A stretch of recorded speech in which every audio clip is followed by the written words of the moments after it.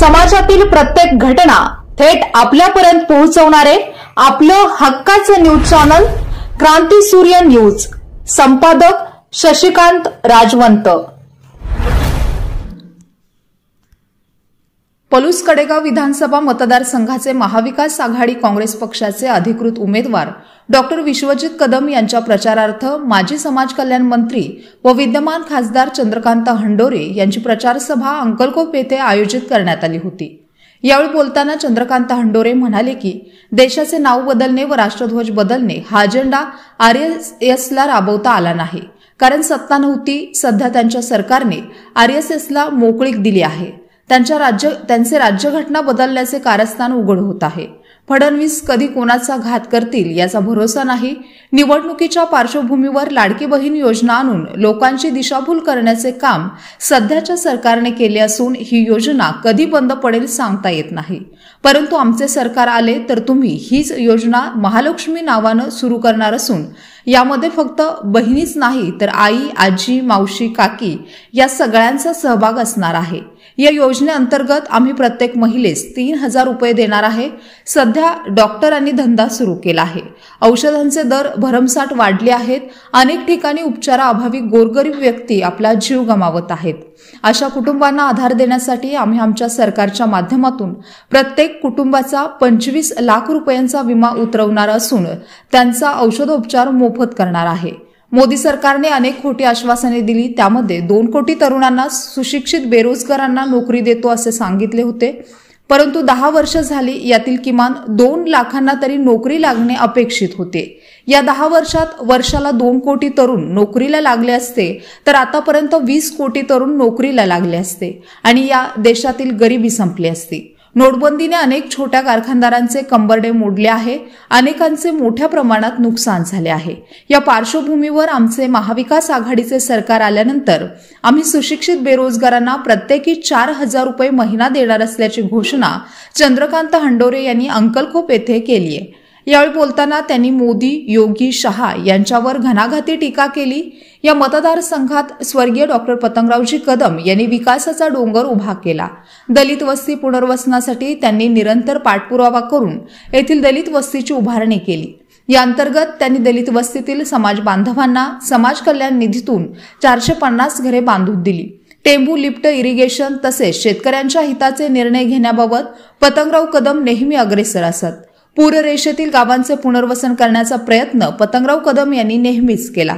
पतंगराव कदम यांच्या पावलावर पाऊल ठेवत त्यांचा वारसा जतन करण्याचे काम विश्वजित करीत आहेत।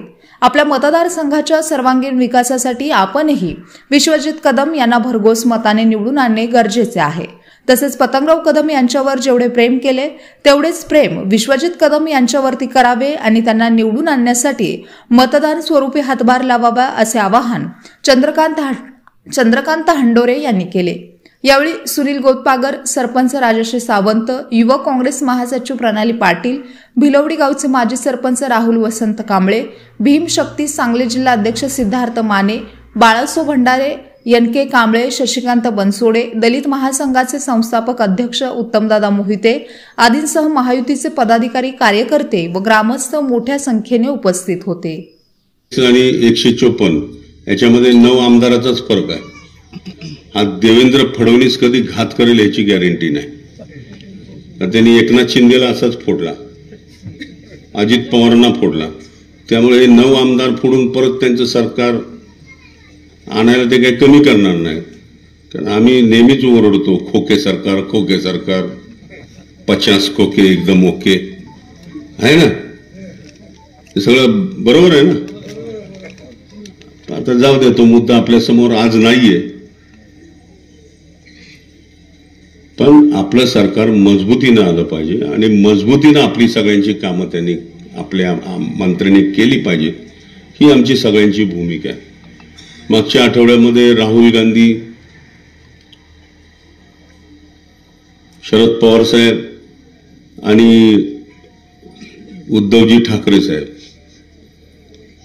देशाचे काँग्रेस पक्षाचे अध्यक्ष मल्लिकार्जुन खरगे साहेब या सर्वांनी मिळून MMRDAच्या ग्राउंडवर जी प्रचंड अशी सभा झाली, त्या सभेमध्ये पंचसूत्री कार्यक्रम या जनतेला देण्याचं घोषणा केलं। एक काळ असा होता, इंदिराजी गांधींनी 20 कलमी कार्यक्रम आपल्याला दिलेला होता, माहिती आहे ना? तो अजूनही लोकांच्या डोक्यात आहे। इंदिरा गांधींनी जे गरिबांच्यासाठी, शेतकऱ्यांसाठी, राहील त्याचं घर, कशेल त्याची जमीन, अशा अनेक योजना 20 कलमी कार्यक्रमाच्या माध्यमातून आपल्याला दिलेल्या होत्या। तसाच हा 5 कलमी कार्यक्रम आपल्याला दिलेला आहे। या 5 कलमी कार्यक्रमामध्ये 1 नंबरला जी लाडकी बहिणी योजना जी आहे ती आता 1500 रुपये महिलांना मिळतात। त्यांनी भारतीय जनता पार्टीच्या लोकांनी बोंबाबोंब सुरू केलेली आहे की आमचं सरकार आलं तर आणखी 600 रुपये वाढवू, 2100 रुपये देऊ, पण आमचं सरकार नाही आलं तर हे लोक ही योजना बंद करतील, म्हणजे काँग्रेसवाले। आम्ही तर असं सांगतोय की लाडकी बहीण योजना आम्ही बंद करणार नाही, उलट महालक्ष्मी या नावानं आम्ही महिलांच्यासाठी दुसरी योजना आणतोय की ज्या योजनेमध्ये महिलांना, मग ती लाडकी बहीण असेल किंवा लाडकी आई असेल, त्या कुटुंबाला 3000 रुपये महिन्याला आम्ही देणार आहोत, आपलं सरकार। त्यामुळे हा 1500चा लाडक्या बहिणीचा मुद्दा विसरून जावा, 3000 रुपयेकडे बघा तुम्ही, आणि तसं धोरण ठरवतोय आम्ही। दुसरा मुद्दा शेतकऱ्यांच्या संबंधातला आहे। या महिला भगिनीसाठी शहरी ठिकाणी मोफत बस प्रवास, हाही शेतकऱ्यांच्या मुद्द्यावर सुद्धा आमच्या नेत्यांनी घोषणा केलेली आहे की महाराष्ट्रामध्ये ज्या शेतकऱ्यांच्या आत्महत्या होत आहेत त्या आत्महत्या रोखण्यासाठी ज्या उपाययोजना केल्या जातील त्याच्यामध्ये आणखी एक उपाययोजना, कर्ज माफ करण्याचा निर्णय आपलं सरकार घेणार। आणि जे शेतकरी रेग्युलर आपलं कर्ज फेड करतायत, हप्ता भरतायत, तर अशा शेतकऱ्यांना सुद्धा 50,000 रुपये प्रोत्साहनपर देण्यात येणार आहेत। त्याच्यानंतर आज आपण बघतोय की अवकाळी पाऊस येतो, वादळ येतं, नैसर्गिक काही गोष्टी अशा घडतात की ज्याच्यामुळे पिकांचं नुकसान होतं। आपल्याला एक ठरवावं लागेल, आपण हे विकासाचं बोलतोय, सगळ्यांच्या भल्याचं बोलतोय, पण दुसऱ्या बाजूनं मोदी, तो योगी आणि हा शाह, या तिघांची जोडगोळी झाली। योगी सांगतो बटेंगे तो कटेंगे, अरे गेली 50 वर्ष RSSच्या माध्यमातून तुम्ही जाती जातीमध्ये बटवारा केलायच ना, धर्माधर्मामध्ये भांडणं लावून दिलीच, तुम्हीच वाटण्याचा प्रकार केलेला आहे। आणि आता काय म्हणतो तू, बटेंगे तो कटेंगे? अरे ऑलरेडी तू काटलेला आहे सगळ्या लोकांना। म्हणजे याचाच अर्थ असा आहे की तुम्ही एक व्हा, तुम्ही एक नाही झाला ना तर तुमचं काही खरं नाही, असं त्याचा मतीत अर्थ होतो। पण एक व्हा, कशासाठी एक व्हा? तुम्ही 10 वर्ष केलं ना, PM तुमचा, होम मिनिस्टर तुमचा, सरकारच तुमचं, तुम्हाला पाहिजे ते निर्णय करता येतात। 16 लाख कोटी रुपये या 50 उद्योगपतींच्या माफ केले। 16 लाख कोटी रुपये हे सगळे परदेशात पळाले ना, सगळे चोर, हे ह्यांच्या मेहरबानीमुळे पळाले सगळे। ते चोक्सी, मोदी बिदी हे सगळे ह्यांच्याच नावाचे लोक आहेत सगळे।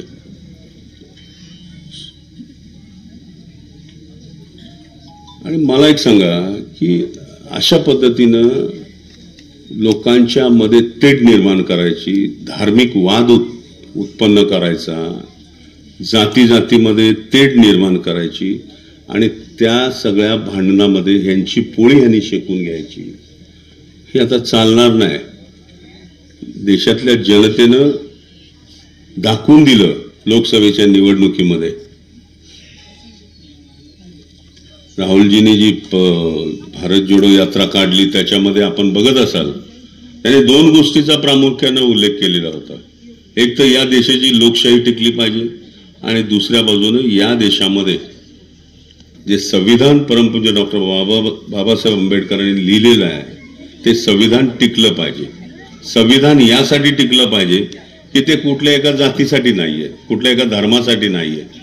हे अख्ख्या देशाच्या जनतेचं हितरक्षण करणं, त्यांना सगळ्या प्रकारचे अधिकार देणं.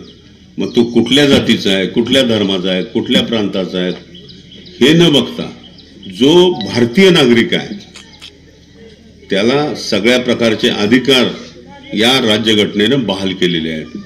सगळ्या प्रकारच्या सुविधा दिलेल्या आहेत, कायदा दिला आहे, रिझर्वेशन्स दिलेले आहेत आणि ह्या सगळ्या अधिकारावर गदा आणण्याचं काम भारतीय जनता पार्टी, विश्व हिंदू परिषद आणि RSS यांनी गेल्या अनेक वर्षापासून सुरू ठेवलेला आहे. त्यांचा RSSचा मुख्य अजेंडाच तो आहे. RSS 1925 साली निर्माण झाली, 1924 साली 25लाच आणि आता या वर्षी 25 आता येईल पुढच्या वर्षी या 25ला RSSला 100 वर्ष पूर्ण होत आहेत. या 100 वर्षातला अजेंडा त्यांनी ते राबवू शकले नाहीत.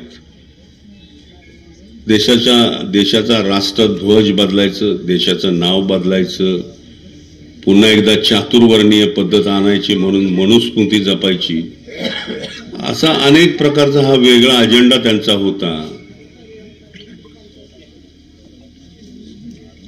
गेली 60-70 वर्ष 60 वर्ष RSSला आपला अजेंडा राबवता आला नाही. का नाही आला? तर ज्यावेळेस देश स्वतंत्र झाला तेव्हापासून ते या मागच्या 10 वर्षापर्यंत यांच्या हातात सत्ताच नव्हती. काँग्रेसनं 40-50 वर्ष सत्ता सरकार चालवलं, त्याच्यानंतर कधी जनता दल आलं, कधी संयुक्त जनता दल आलं, असं करून मधला एक पिरियड सोडला तर गेली 10 वर्ष भारतीय जनता पार्टीच्या हातात हे केंद्र सरकार आहे आणि सरकारनं त्यांना मोकळं रान दिलेलं आहे RSSला. आता तुम्ही कशा पद्धतीनं कशाची अंमलबजावणी, आपलं सरकार, महाविकास आघाडीचं सरकार कसं येईल हे आपल्याला बघायचं आहे आणि त्या पद्धतीनं आपल्याला काम करायचं आहे. तुर्तास बोलण्यासारखं भरपूर आहे. मी आपल्याला एवढंच विनंती करतो की पतंगरावांनी जो वारसा चालवलेला होता तो वारसा पुढे घेऊन जाण्याचं काम विश्वजित कदम करत आहेत, भविष्यातही करणार आहे. आपण त्यांना साथ द्या. विश्वजित आपल्या लहान बंधूसारखा आहे. पतंगरावांचं माझं काय त्यांचे माझे रिलेशन होते हे विश्वजितला पण माहिती आहे आणि त्यामुळं कदम साहेबांना त्यांची स्मृती जागवण्यासाठी आपण विश्वजित कदम यांना प्रचंड मतदान करून बटनावर, किती नंबरला आहे ते? 1 नंबरलाच आहे. 1 नंबरवरच बटन दाबायचं. महिला वर्ग 1 नंबरचं बटन दाबायचं सगळ्यांनी आणि अंकल खोप मधलं 100% मतदान झालं पाहिजे एवढीच विनंती मी आपल्याला करायला आलेलो आहे. धन्यवाद. जय भीम.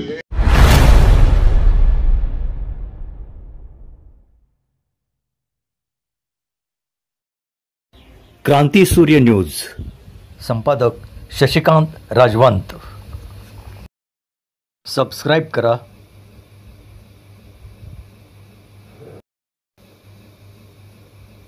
बेल आयकॉनला क्लिक करा आणि लाईक करायला विसरू नका.